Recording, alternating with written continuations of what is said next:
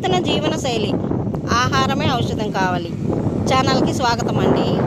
ఇప్పుడు మీరు చూస్తున్నారు కదా మర్రి చెట్టు ఊడలండి. చూడండి, చిన్నప్పుడైతే వీటిని ఉయ్యాలుగా కట్టుకొని ఆడుకునేవాళ్ళం చాలామందికి.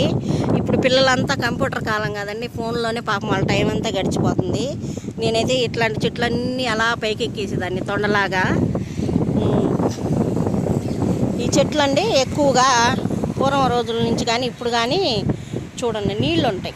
అంటే ఒక కోనేరు కానీ, ఒక చేదబావు కానీ, ఒక మోతబావు కానీ, ఒక దిగుడు బావు కానీ, లేదంటే ఊరి చివరిన ఒక చెరువు కానీ, ఇలాంటి ఏదైనా చిన్న వాగుల పక్కన కానీ నీళ్ళు ఉన్న దగ్గరే ఇవి బాగా ఉంటాయి అన్నమాట. ఎడారి ప్రాంతం కానీ, అడవి ప్రాంతం కానీ, మెట్ట ప్రాంతంలో అయినా సరే ఈ చెట్లు దూరం నుంచి చాలా పెద్ద చెట్లుగా కనపడతాయి. ఈ చెట్టు ఉంది అంటే ఖచ్చితంగా ఆ పరిసర ప్రాంతాల్లో ఎక్కడైనా నీళ్ళు ఉన్నట్టే అర్థం. ఇవి బాగా చూడండి. ఇప్పుడు మనము ఈ మర్రి ఊడలతోని హెయిర్ ఆయిల్ తయారు చేసుకునే విధానం చెప్తానండి. చూడండి, ఈ లేత చిగుళ్ళు ఉన్నాయి కదా, వీటిని రెండు రకాలుగా చేసుకోవచ్చు. ఒకటేంటంటే ఇవి ఇలా ఇలా లేతగా ఉన్నాయి తీసుకెళ్ళేసి డైరెక్ట్ కొబ్బరి నూనెలో పెట్టుకుంటారు. ఇవి రెండుగా చీల్చి, ఇది ఒక విధానం. అయితే గానగాడిచ్చుకున్న నూనె కావాలి. ఇంకో విధానం ఏంటంటే ఇవి సన్న ముక్కలుగా కట్ చేసి ఆయిల్ మరిగించుకుంటాం కదా మనము.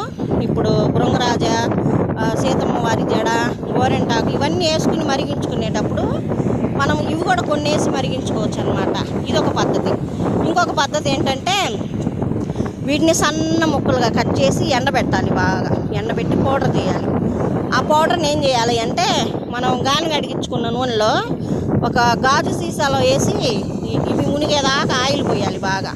అంటే ఆ పౌడర్ మునిగేదాకా బాగా ఆయిల్ పోసి ఎండలో పెట్టాలి. ఆ సీసాని ఎండలో పెట్టినప్పుడు వీటిలో ఈ పౌడర్లో ఉన్న ఔషధాలన్నీ ఆ కొబ్బరి నూనెలోకి వచ్చేస్తాయి.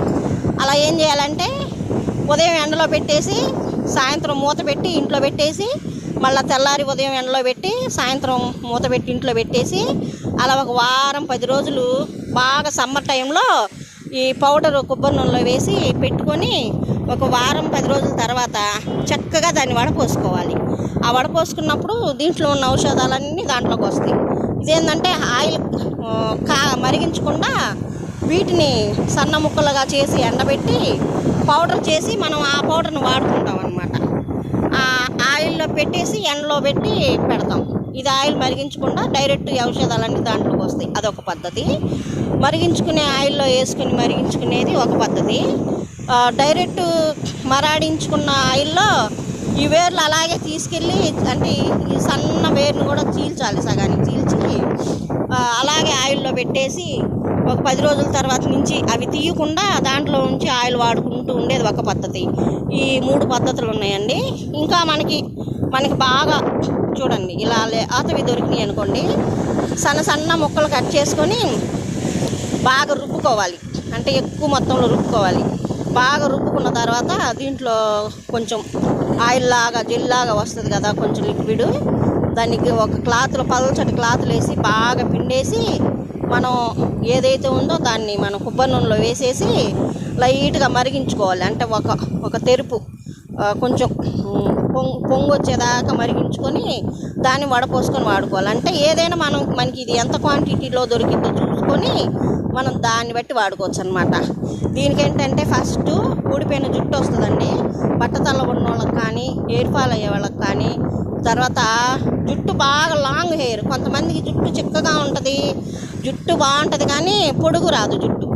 ఎంతసేపటికి అంటుంటారు పెద్దోళ్ళు, జుట్టు ఎంత మందం ఉన్నా ముచ్చిన కొంత దాటదు అంటారు. చూడండి, అంటే ఈ ఆయిల్ వాడుకున్నప్పుడు ఏంటంటే జుట్టు పొడవు వస్తుంది, బాగా హెయిర్ బాగా పొడవు వస్తుంది అనమాట. తర్వాత హెయిర్ కొంచెం పల్సగా ఉంటుంది జుట్టు. వాళ్ళు ఏంటంటే ఆ జుట్టు అనేది వెంట్రుక అనేది మందం వస్తుంది, బాగా మందం వస్తుంది, తర్వాత పొడవు వస్తుంది. ఆల్రెడీ కొంచెం జుట్టు ఉన్న వాళ్ళకి ఏంటంటే జుట్టు పొడవు వస్తుంది, మందం వస్తుంది. దీన్ని వాడుకుంటే ఆ తర్వాత జుట్టు కూడా సిల్కీ ఉంటుంది అనమాట. చూడండి, ఇదిగో ఈ ఏర్లు ఎంత స్మూత్గా షైనీగా ఉంటాయో చూడండి. అలా పట్టుకుంటే జారిపోయేలాగా సిల్కినెస్ వస్తుంది జుట్టుకి. అంటే కొంతమంది జుట్టు ఎండుగడ్డిలాగా డ్రై అయిపోయి ఉంటుంది కదా, అలాగనమాట. ప్లీజ్ ఛానల్ నచ్చితే లైక్ చేయండి, షేర్ చేయండి, కామెంట్ చేయండి. మీ విలువైన సూచనలు సమాచారాలు కామెంట్ బాక్స్లో పెట్టండి.